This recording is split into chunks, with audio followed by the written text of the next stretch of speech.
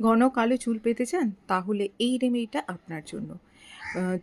চুল পেকে যাচ্ছে অল্প বয়সে এবং চুলে কোনো গ্লেজ নেই, চুল উঠে যাচ্ছে, মাথায় খুশকি, এই ধরনের সমস্যা থেকে মুক্তি পেতে এই রেমেডি করে দেখতে পারেন। উপকার তো অবশ্যই পাবেন।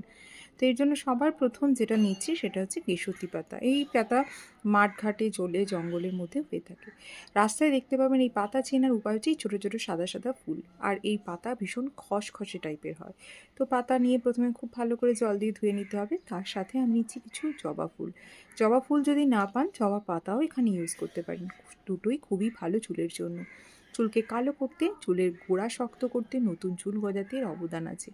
এবার এই মিক্সির বাটিতে আমি এই পাতা, ফুল, কাণ্ড সব সমেতে নিচ্ছি। শুধু যে পাতা নিচ্ছি তা নয়, আর তার সাথে যে দুটো জবা ফুল নিয়েছিলাম তার শুধু বৃন্ত আর পুংকেশর চক্রটা বাদ দিয়ে দিলাম।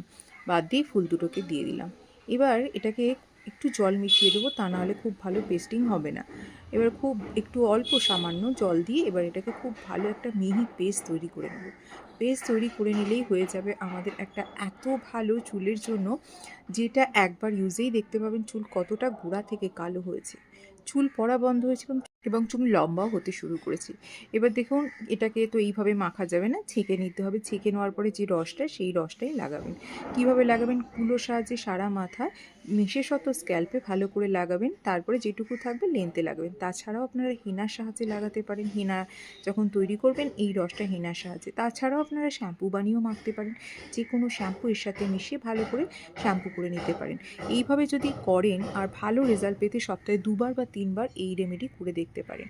আর এটা খুব ভালো করে ছেঁকে নিতে হবে। ছেঁকে প্রেস করে করে যতটা পারেন এই রসটা বেরিয়ে যাবে। আর এই চিবড়াটার তো কোনো কাজ নেই। এবার এইভাবে করে দেখুন বন্ধুরা, উপকার তো পাবেন, অপকার তো কিছু নেই, উপকার বরং অনেক বেশি। আর আমাকে কমেন্টস করে জানাতে একটুও ভুলবেন না। তাহলে সবাই ভালো থাকবেন, সুস্থ থাকবেন। দেখা হচ্ছে পরবর্তী ভিডিওতে।